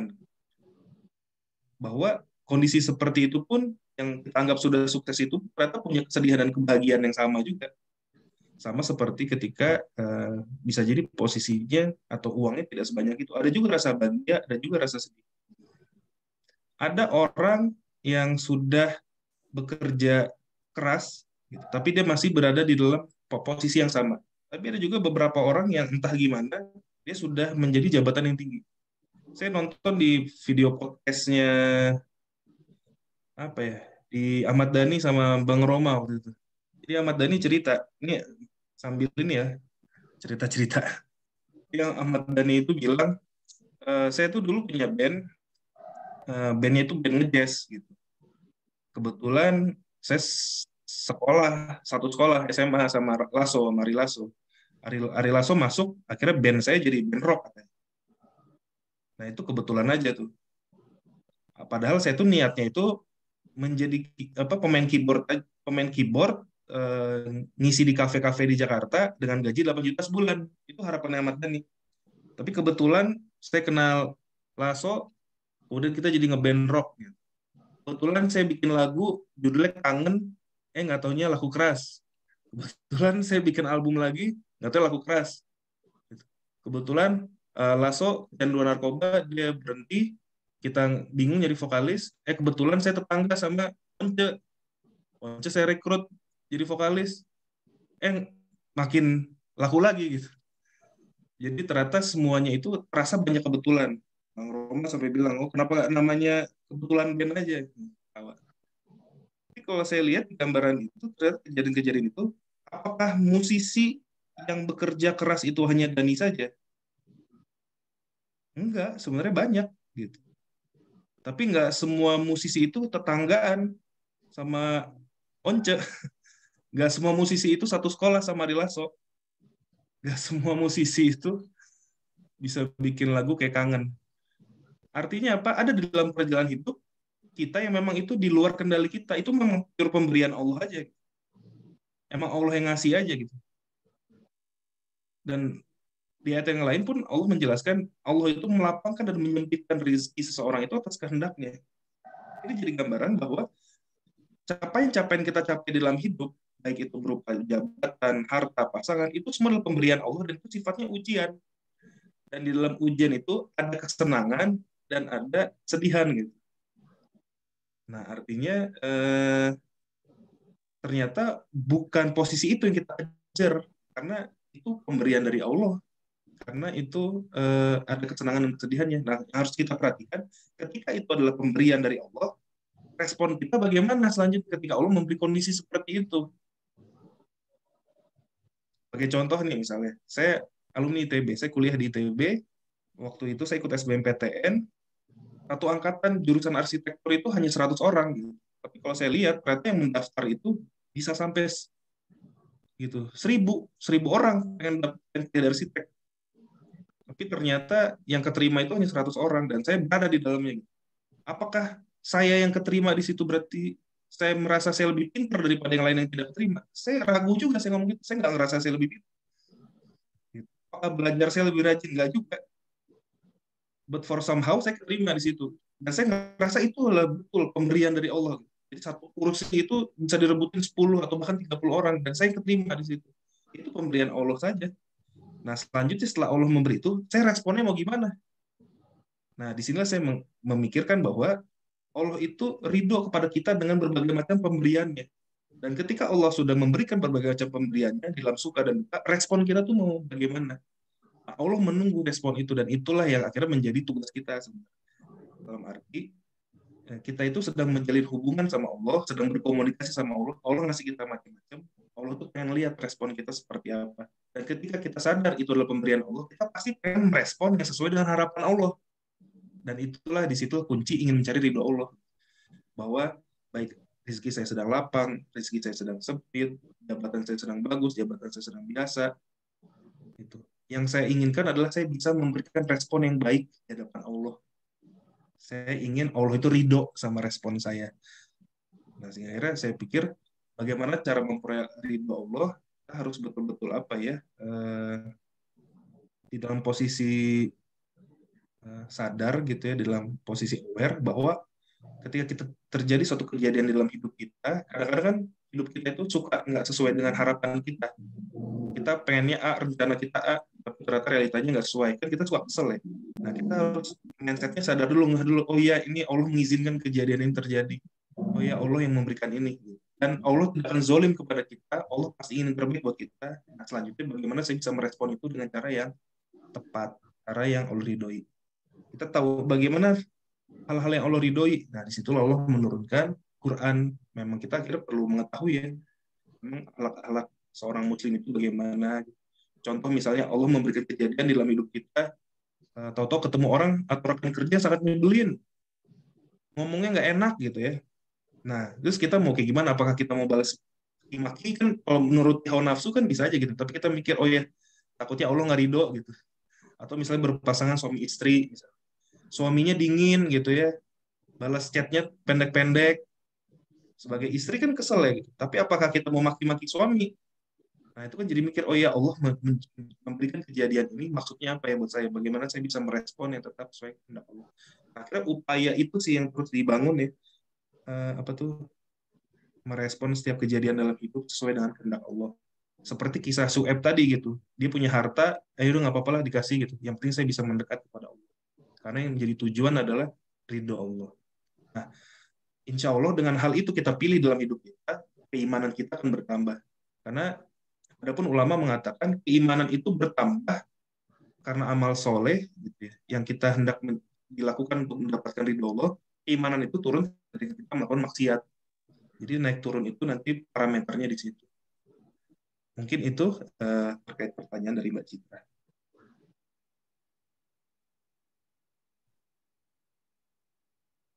Selanjutnya ada apa? Mbak Ziza ada yang bertanya lagi ya? Iya, ada dari. Nanti boleh juga ada yang ingin menambahkan. Dari Mas Reza ada di sini, coba Mas sekalian.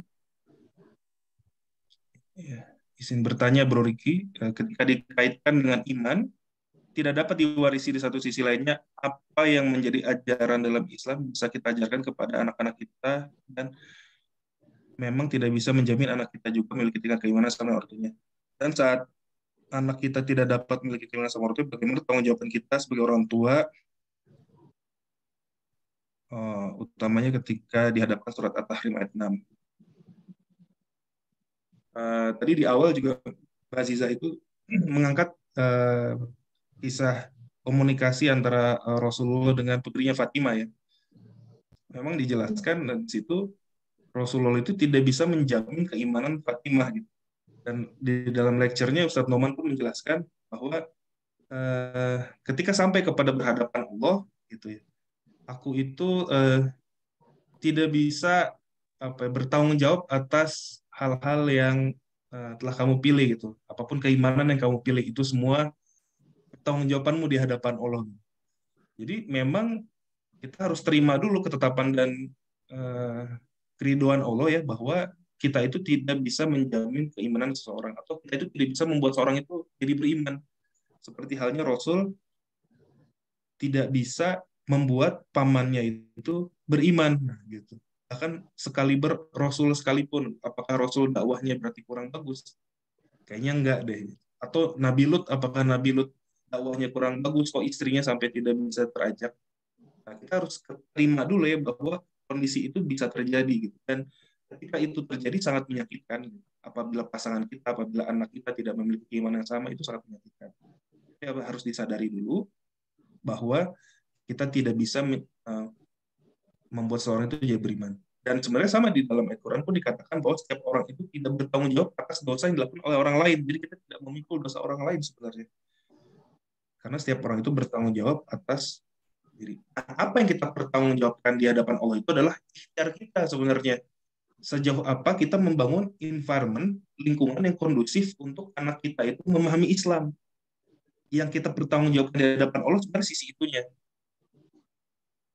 Kan jadi jangan juga kita, oh gitu, saya tidak bisa menjamin anak saya beriman, ya udah kalau gitu saya lepas aja lah apalagi anak sekarang udah pintar, udah bisa lah ngebedain mana salah dan benar. Nah itu perilaku sebagai bapak, sebagai orang tua, pertanggungjawaban di hadapan Allahnya bagaimana di dalam berupaya mengajarkan, di dalam upaya mendidik, dalam upaya men-setting rumahnya itu menjadi tempat yang nyaman, katanya Islam, men-setting lingkungan rumahnya itu menjadi tempat yang aman untuk anaknya bisa mencurahkan rasa hatinya, tidak merasa dijudge, tidak merasa dihakimi di dalam tumbuh kembang imannya. Sebenarnya tanggung jawab ayah, tanggung jawab ibu di sisi itu yang saya pahami gitu. Dan itu yang bisa kita hadapkan di depan Allah, bahwa ikhtiar saya sebagai orang tua ini dalam rangka menyelamatkan keluarga saya dari api neraka.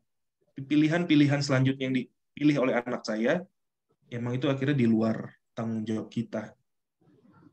Begitu mungkin. Iya. Terima kasih, nanti boleh ditambahkan dari yang lain. Baik. Di sini ada dari Bang Rama barusan. Tetap menjalankan syariat yang ada dalam keseharian, tetapi kadang saya merasa hambar sekali ketika menjalankannya. Hanya berupa mengerjakan saja sampai tunai. Minta sarannya Bro Ricky katanya. Tetap menjalankan syariat yang ada dalam keseharian, tetapi kadang saya merasa hambar sekali ketika menjalankannya, hanya berupaya mengerjakan apa saja sampai tunai. Ya, terima kasih Mas Rama. Ya ini perasaan yang saya yakin tidak hanya dirasakan oleh Mas Rama dan banyak dirasakan juga oleh yang lain ya, termasuk saya sendiri. Karena saya suka ngejalanin sesuatu itu kayak kemudian mempertanyakan lagi. Jadi ini berbicara pengalaman dulu ya mungkin ya. Jadi kadang-kadang gini, saya ngerasa terlalu banyak informasi keislaman ketika kita belum siap juga sebenarnya kurang bagus. Maksudnya gini.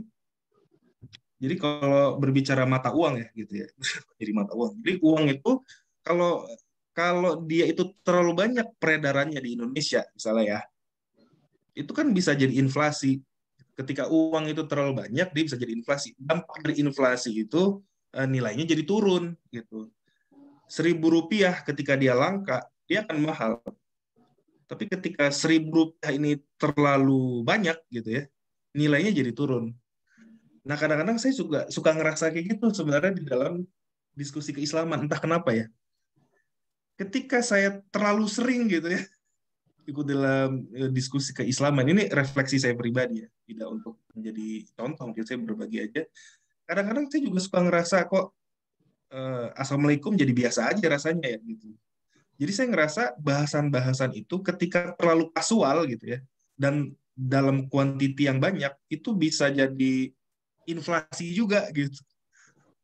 Bisa jadi biasa gitu, bisa jadi kurang kena gitu. Sehingga akhirnya memang perlu untuk berhenti sejenak dan juga untuk mentadaburi dan merefleksikan kembali gitu. Sebenarnya apa sih yang saya cari? Apa sih sebenarnya? Jadi motivasinya dibalikin lagi gitu. Sebenarnya kan saya pikir hal itu juga sama kayak misalnya dulu kita pas masih kuliah gitu ya atau awal-awal kerja itu semangat, saya masuk kerja gitu berapi-api. Lama-lama udah masuk pada rutinitas kerja gitu ya, masuk jam 7, eh, masuk jam 8 pulang jam 5 gitu atau masuk jam 9 pulang jam 5, 9 to 5, 9 to 5, lama-lama spirit itu jadi hilang gitu. Jadi inflasi, saya suka bikin istilahnya. Nah, disitulah penting sekali, makanya yang diingatkan juga dalam lecture Noman, kita tidak hanya terbiasa di dalam praktikal-praktikal syariatnya saja gitu. Tapi kita juga perlu ruang gitu ya untuk menanyakan kabar hati kita. Gitu. Jadi ketika rasa hambar di dalam sholat gitu, bahkan rasa hambar dalam berdoa itu sudah muncul, kita harus istirahat sejenak. Istirahat ini bukan akhirnya jadi tidak sholat ya, gitu. Tidak jadi berinfak, tidak ikut kajian gitu. Mungkin yang sifatnya wajib ya, kalau tidak ikut kajian mungkin nanti bisa dikondisikan, disesuaikan. Tapi kalau tidak sholat bukan itu maksudnya, tapi lebih kepada step back sebentar, kemudian mempertanyakan kembali sebenarnya apakah ini yang saya cari atau ini yang saya perlukan. Sebenarnya di dalam kehidupan pun tanpa kita melakukan proses itu, Allah pun akan mendidik kita gitu. Karena di surat Yunus ayat 25 pun sudah menjadi janji Allah bahwa Allah itu menyuruh manusia itu ke Darussalam. Allah itu menyuruh manusia ke dalam Darussalam dan akan menunjuki kepada siapa yang dikehendakinya itu kepada jalan yang lurus atau Islam. Ini pun menjadi salah satu tanggung jawab Allah, bukan tanggung jawab ya, peran Allah sebagai Ar-Rabb. Rabb itu kan yang memiliki dan memelihara. Allah itu memastikan rizki seseorang dan Allah juga memastikan perjalanan tumbuh kembang keimanan seseorang sebenarnya. Kalaupun kita tidak begitu, Allah pasti akan memberikan kejadian dalam hidup kita yang membuat kita berpikir kembali tentang keimanan kita. Entah gimana caranya, entah ketemu dengan orang yang tiba-tiba ngomongnya kok adem banget, enak, jadi bikin kita kontemplasi.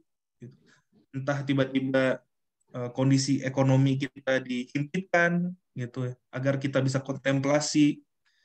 Jadi di dalam kejadian hidup pun Allah akan membuat kita berpikir sejenak juga gitu ya, untuk kita ingin mendekat. Jadi Allah seperti dalam tanda kutip memaksa untuk kita mau ngobrol heart to heart sama Allah gitu. Jadi sarannya mungkin itu ya, bagaimana yang paling penting ketika sudah sholat, ketika sudah melaksanakan aktivitas, betul-betul menyempatkan waktu untuk mau ngobrol heart to heart sama Allah. Bahkan saran dari saya, kalau emang rasanya hambar, berdoa aja sama Allah, katakan secara sejujurnya bahwa saya itu berdoa itu, saya sholat itu hambar ya Allah, tolong tumbuhkan rasa saya bisa mencintaimu, tolong tumbuhkan rasa saya bisa mengerti ayat-ayatmu. Apakah sulit bagi Allah untuk mampu mengkondisikan hati kita? Yang selevel Fir'aun aja, yang kejinya selevel Fir'aun gitu, bukan kayak kita lah yang dosanya nggak kayak Fir'aun. Bukan mau sombong, tapi maksudnya Fir'aun yang sekeji itu saja, Allah datangkan da'i, levelnya itu nabi, 2 lagi, Musa dan Harun gitu. Itu menjadi gambaran saking cintanya Allah kepada Fir'aun. Bisa nggak Allah membuat Fir'aun beriman? Pastinya bisa gitu. Apakah Allah bisa membuat Fir'aun beriman? Bisa. Tapi Allah nggak mau caranya begitu. Allah pengen Fir'aun itu beriman atas pilihannya sendiri. Allah hanya membuat environment-nya aja. Mendatangkan azab, mendatangkan nabi gitu. Firaun berpikir, nah karena nanti memang begitu pun dengan kita. Firaun aja didatangi nabi gitu. Masa kita enggak sih Allah? Tolong berikan petunjukmu, hadirkan seseorang yang membuat aku ingat kepadamu. Allah akan berikan. Jadi kita membangun doa aja. Dan yang paling penting, jauhi maksiat, karena maksiat itu membuat hati beku juga sih. Maksiat itu kan hal yang membuat kita jadi tidak berintegritas terhadap keimanan. Allah melarang seperti ini, tapi kita tabrak gitu. Sebenarnya itu sih. Jadi yang membuat hamba tuh biasa kurang komunikasi, atau perlu ditambah komunikasi sama Allah, sama maksiat itu perlu dihindari. Kita konsisten di dalam perbuatan itu, mudah-mudahan di bulan Ramadan ini, mudah-mudahan keimanan kita atau rasa getaran kehambaran kita bisa berkurang. Amin, amin ya rabbal alamin. Selanjutnya dari Mas Rizal. Ingin bertanya Mas Riki, bagaimana merespon perasaan sendiri yang khawatir tidak mengajari anak dengan baik untuk menjadi hamba beriman dengan kondisi diri sebagai orang tua yang suka naik turun juga keimanannya. Ya. Ya, alhamdulillah. Memang menarik sekali di dalam ayat Quran itu Allah memanggil manusia itu dengan sebutan yang berbeda-beda. Sebagai contoh di surat Al-Hujurat ayat 13 tadi Allah memanggil manusia dengan panggilan kan, wahai manusia, sesungguhnya aku menciptakan kalian bersuku-suku, berbangsa-bangsa. Ayuhan nas, di situ Allah menggunakan diksi nas, manusia. Gitu. Ada juga di surat Al-Baqarah misalnya ayat 183 Allah memanggil manusia itu dengan sebutan ya ayyuhalladzi amanu kutiba alaikumus syiyam kama kutiba alal ladzina min qablikum la'allakum tattaqun. Hai orang-orang beriman, diwajibkan atas kamu berpuasa.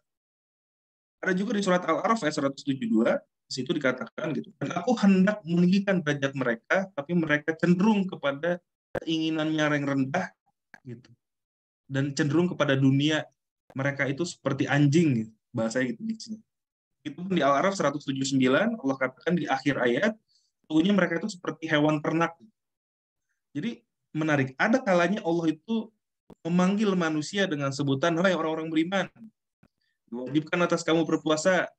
Ya ayyuhalladzina amanu kutiba alakumul qital, hai orang beriman diwajibkan atas kamu berperang. Ada juga Allah mengatakan wahai manusia, aku menciptakan kalian bersuku-suku berbangsa-bangsa untuk kalian mengenal. Ada juga Allah mengatakan hai manusia, kamu seperti anjing. Ibarat gitu. Manusia kamu seperti hewan ternak. Ini kita jadi gambaran bahwa walaupun kita berwujud manusia, tapi ternyata Allah memperlakukan kita atau merespon kita atau mendidik kita caranya berbeda. Bahkan di dalam urusan zakat, ada salah satu penerima zakat itu namanya mu'alaf. Mu'alaf itu orang yang wajib atau orang yang menerima gitu ya bayaran dari zakat. Kenapa?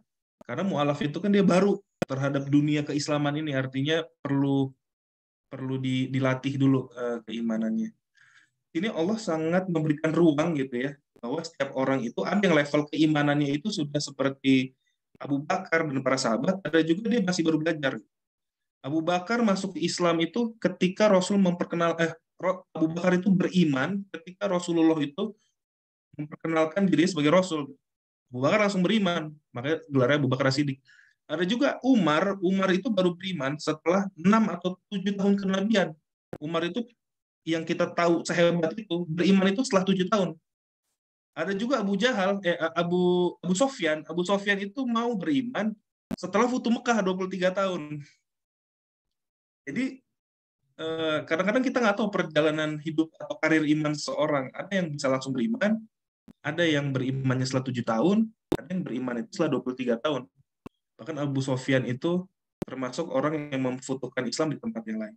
Nah, apa maksudnya gitu? Allah memanggil kita berbeda-beda, dan dalam sejarah ada panggilan yang berbeda-beda. Memang proses seseorang itu beda-beda gitu, Mas Rizal. Nggak bisa disamain. Kalau lecture Noman itu mengatakan, di dalam surat An-Nahl ayat 125, Allah memerintahkan kita untuk udu ila sabil rabbik bil hikmah, serulah mereka kepada jalan Rabb dengan hikmah. Kita itu diajak kepada jalan, bukan diajak kepada tujuan. Nah, namanya juga jalan. Di jalan itu ada yang mobil itu ada yang ngebut, ada yang jalannya biasa, ada yang jalannya pelan banget, tapi tetap jalan. Nah, itulah perjalanan iman. Di dalam jalan iman ini, di dalam Islam ini, ada yang responnya itu cepat banget, ada yang biasa aja, ada yang ngebut, dan semuanya itu nggak jadi masalah di depan. Yang penting kita berada di dalam jalan. Nah, artinya apa? Kalau kita sebagai orang tua sedang naik turun, ya nggak masalah, karena keimanan orang beda-beda. Yang penting kita harus berada di dalam jalan itu terus. Gitu. Tanggung jawab kita di situ. Dan ketika seseorang itu mengajak kepada jalan Allah, sebenarnya yang menjadi dalam tanda kutip sedang dibina bukan orang yang didakwahi saja, tapi yang mendakwahi itu juga itulah binaan untuk dirinya. Ada seseorang ketika dia belum belajar keimanan, pendidikan atau tarbiyah untuk dirinya itu adalah duduk di forum, mendengarkan guru berbicara. Tapi tarbiyah bagi seorang dai itu adalah berdakwah. Tarbiyah bagi orang yang sudah beriman itu adalah beramal. Jadi ada yang bentuk pembinaannya mendengarkan, ada yang bentuk pembinaannya itu dengan mengajarkan. Jadi pertanyaan Mas Rizal ini, pembinaan anak itu apa? Diajari. Pembinaan untuk orang tua itu apa? Mengajari. Jadi dengan Mas Rizal mengajari anak, itu pun adalah cara Mas Rizal untuk mendekat kepada Allah. Cara Mas Rizal untuk membangun keyakinan dan keimanan. Karena itu bentuk pembinaan untuk Mas Rizal. Dan untuk kita semua. Begitupun juga anak. Ya dia bisa terbina karena dibina oleh orang tuanya. Jadi kalaupun ada rasa khawatir, saya yakin rasa itu datangnya dari setan yang memberikan rasa was-was ke dalam dada manusia. Kamu kan gimana juga naik turun, nggak pantas lah ngajarin anak. Hal itu saya yakin itu godaannya. Yang kita perlu latih itu adalah, ya saya punya tanggung jawab di hadapan Allah mendidik anak saya, dan ini adalah bagian daripada proses saya untuk mendekat kepadamu, ya Allah, semoga engkau ridho atas ikhtiar yang saya lakukan, dan semoga amal saya diterima. Mudah-mudahan kita dijauhkan dari godaan setan. Mas Rizal dimudahkan oleh Allah di dalam proses mendidik anak. Dan pasti sih setiap orang mana sih yang nggak khawatir. Gitu. Udah itu mah fitrah, orang tua khawatir, setan masuk menggoda. Luar biasa. Selanjutnya Anissa Fatimah, Mbak Anissa ya. Berarti ketika kita dipertemukan dengan orang yang menyebalkan juga termasuk cara tarbiyah Allah agar semakin kuat iman kita, juga mencari petunjuk keimanan. Ya betul, Mbak Anissa. Rasul juga pernah di dalam kisah perjalanan dakwahnya itu, ketika Rasul sedang berbicara dengan salah seorang pemuka, gitu, pemuka setempat, untuk orang tua yang tiba-tiba kayak muncul di sela-sela obrolan Rasul gitu. Jadi Rasul lagi ngobrol gitu dengan petinggi itu, lagi membicarakan hal yang penting, atau ada orang tua gitu. Terus ikutan nanya gitu kan. Gitu kan, pengen tahu gitu. Dan di situ Rasul digambarkan agak merasa terganggu gitu dengan kehadiran orang tua itu, karena muncul di tengah obrolan. Di situ Allah mengingatkan, janganlah kamu berbuka masam gitu. Karena setiap orang itu berhak mendapatkan petunjuk keimanan. Baik orang tua yang muncul entah random dari mana, ataupun para pejabat gitu. Jangan akhirnya kita beda-bedakan. Jangan kau bermuka masam, wajah masam. Saya pikir ini menjadi salah satu istilah yang sering kita dengar gitu. Dan Rasul pun di situ teringatkan oleh Allah. Begitupun kita punya kenalan, kita punya teman, itu sebenarnya Allah hadirkan sebagai bentuk tarbiyah atau binaan juga untuk hati kita.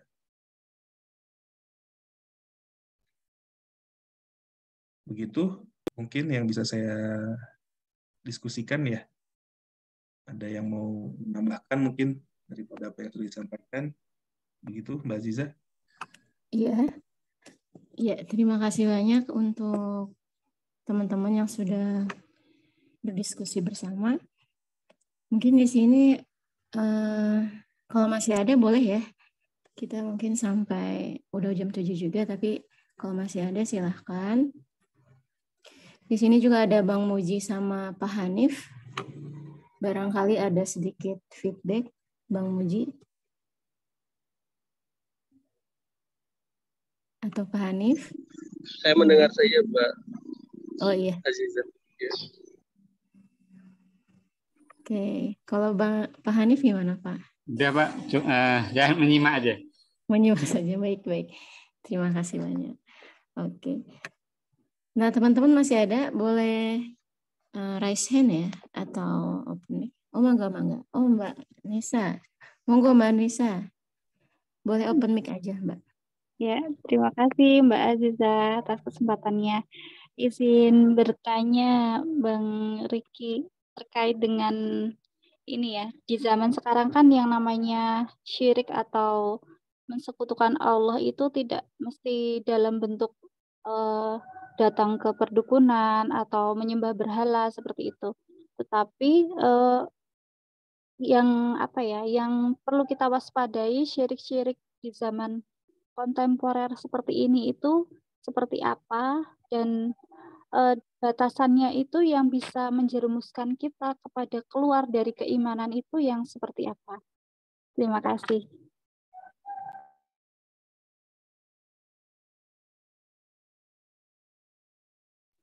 Ya, Mas Riki boleh?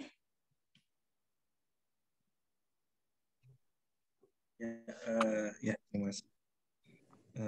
Ya di dunia kontemporer ini ya sebenarnya luar biasa dalam arti ujian menjadi seorang Muslim yang sedang menumbuh kembangkan keimanannya, banyak distraksinya gitu. Apalagi kayak misalnya kita kaum pria gitu ya, kadang-kadang buka aplikasi muncul iklan gitu kan, padahal itu buka aplikasi Quran gitu.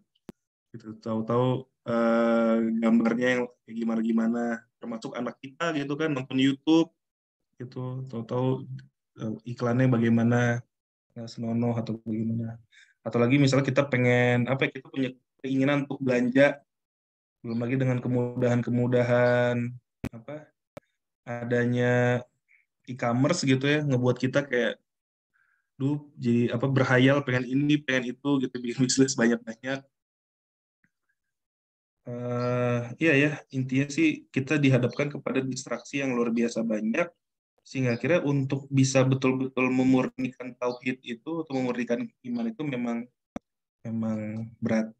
Dan pertanyaannya itu sejauh apa kita sampai kepada level musyrik gitu ya, daripada berhala yang ada di dunia modern hari ini. Ini sebenarnya pertanyaan cukup sulit ya.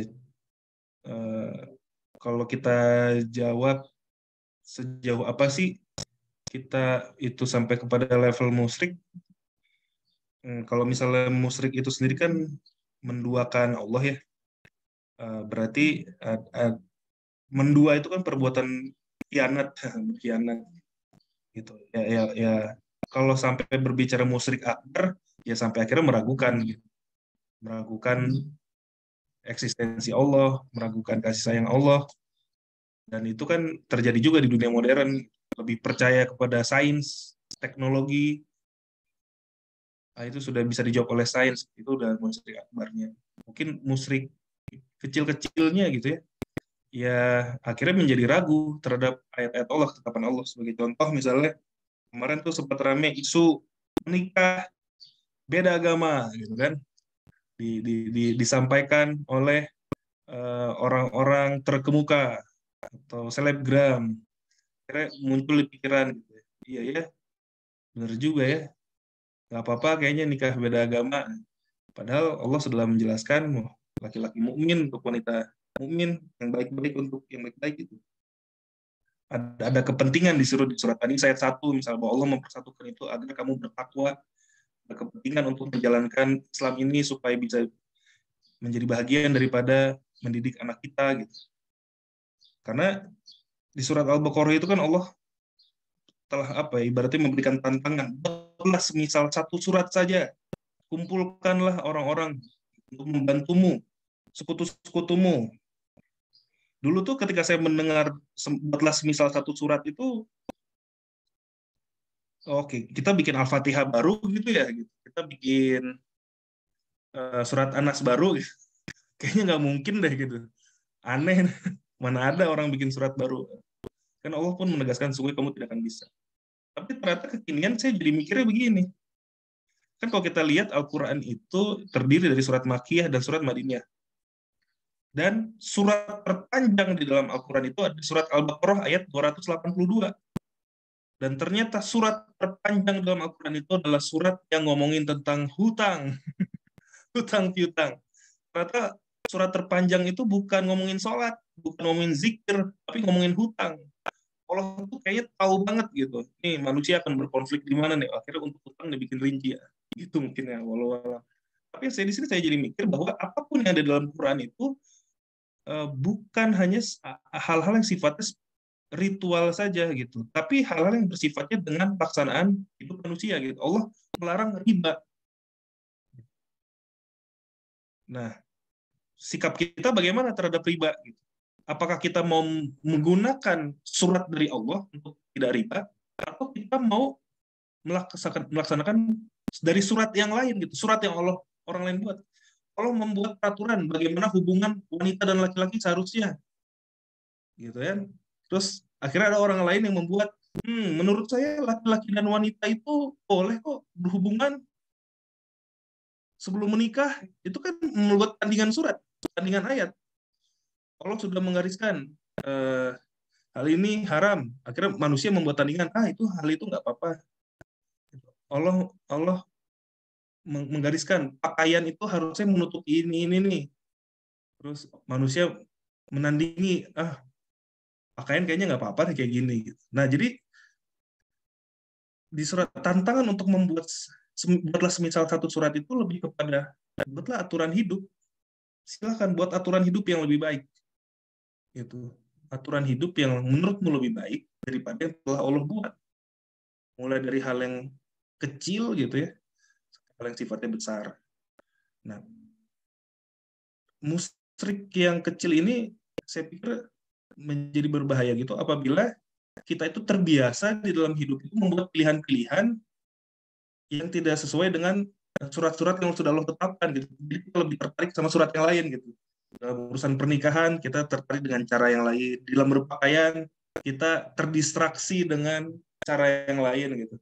Terhadap mengatur keuangan, terhadap berperilaku kepada orang tua, Allah mengatakan janganlah kamu mengatakan terus karena dia suka nonton film-film barat misalnya keluarga Kim Kardashian misalnya atau apapun itu, ke bapak nggak apa-apa tuh manggil nama, nggak apa-apa kasar-kasaran gitu, bentak-bentak kayak di sinetron nggak apa-apa. Itu kan buatlah misal satu surat. Jadi saya pikir berhala hari ini itu adalah berhala yang membuat kita itu terjauhkan daripada ketetapan-ketetapan Allah dalam Quran, walaupun kita sedang berpraktik Islam itu sendiri. Sehingga akhirnya memang sejauh apa kita bisa menjadi musyrik ya ketika kita semakin lebih tertarik dengan teori-teori itu.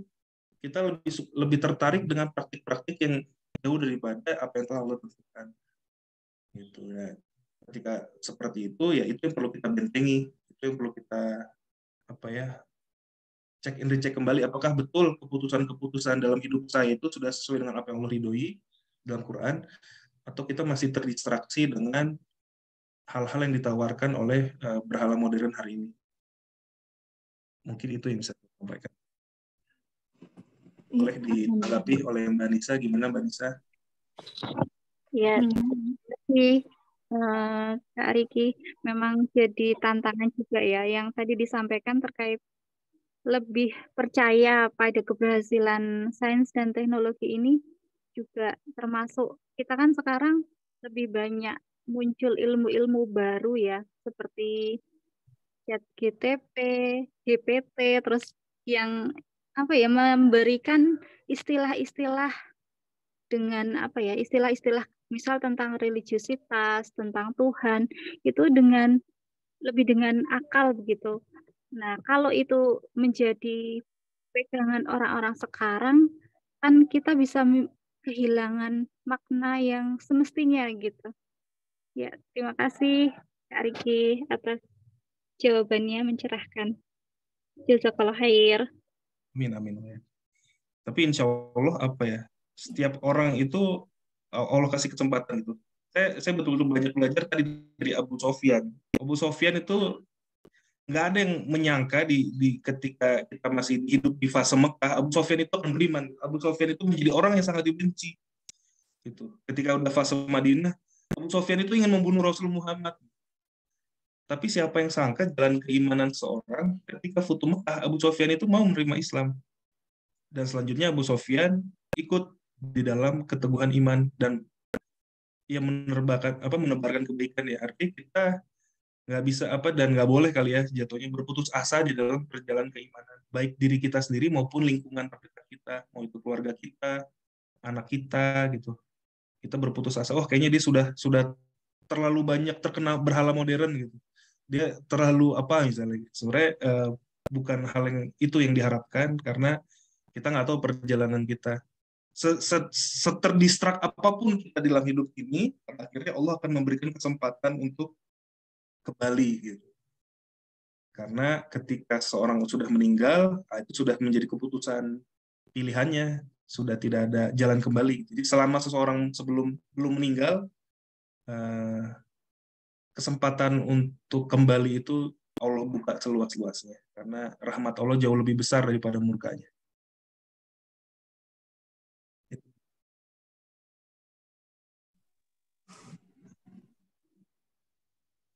Alhamdulillahirrahmanirrahim. Terima kasih jazakumullah khairan kasiran buat teman-teman. Insya Allah kita sudah ada di ini ya. Diskusinya insya Allah nanti bisa dilanjut lagi, bisa disebarkan lagi yang udah didapat sama teman-teman. Kita masuk ke kegiatan terakhir nih. Tapi mungkin sebelum ditutup ada closing statement nggak, Mas Riki? Mangga, Mas. Sebelum kita tutup, apa nih closing statement? Ya, closing statement ya. Sebenarnya tadi udah banyak ya closing statement saya mungkin lebih kepada doa ya. Doanya semoga Allah senantiasa menjaga keimanan kita, memudahkan kita di dalam perjalanan iman gitu ya. Saya tuh dulu tuh pernah kena sakit gitu ya, yang itu tuh berpotensi jadi tumor atau kanker gitu. Dan saya takut banget waktu itu. Tapi kemudian saya diingatkan untuk berdoa aja sama Allah supaya penyakit itu bisa diangkat gitu. Padahal waktu itu saya udah konsul ke 3 dokter. 3 dokternya mengatakan potensinya ke sana. Nah, jadi yang paling penting itu adalah tidak pernah kehilangan harap, berdoa kepada Allah. Di situ saya berdoa, ya Allah, gitu, saya dikatakan oleh dokter berpotensi sakit tumor ataupun kanker. Gitu. Saya meminta kepadamu ya Allah supaya saya tidak sakit kayak begitu gitu. Tapi kalaupun engkau berkehendak lain dan ternyata saya sakit seperti itu, buatlah saya mampu menerimanya ya Allah. Buatlah saya mampu menerimanya dan mampu menjalaninya, karena saya belum kebayang itu tuh kayak gimana. Tapi saya yakin engkau akan mengajarkan. Nah, itu sih yang dipanjatkan. Dan luar biasa setelah operasi, ternyata bukan tumor ataupun kanker. Nah, itu menjadi momen keimanan yang luar biasa. Dan saya pengen punya pengalaman seperti itu di dalam kejadian hidup saya. Gitu. Ya Allah, saya pengennya begini ya Allah. Tapi kalau ternyata engkau berkehendak lain, buatlah saya mampu melaluinya. Gitu. Pola itu yang saya coba hadirkan, tidak berputus asa, karena saya rasa itu yang membuat hubungan kita bisa semakin dekat dengan Allah, semakin harmonis, dan menambah keimanan kita. Karena keimanan kita yang ada di grup ini bisa semakin kuat, semakin bertambah, dan semakin dilindungi dan disayangi oleh Allah. Itu closing statement dari saya. Terima kasih. Assalamualaikum warahmatullahi wabarakatuh. Waalaikumsalam warahmatullahi wabarakatuh. Baik teman-teman, langsung saja kita tutup majelis ilmu hari ini dengan sama-sama beristighfar dan doa penutup majelis ya. Astagfirullahaladzim. Subhanakallahumma wa bihamdika asyhadu an la ilaha illa anta. Ya, saya pribadi mohon maaf apabila ada kurang-kurang. Terima kasih teman-teman semua. Assalamualaikum warahmatullahi wabarakatuh. Waalaikumsalam warahmatullahi wabarakatuh. Terima kasih Mbak Aziza, Jazakillah. Sekilah, Jazakumullah khairan semuanya.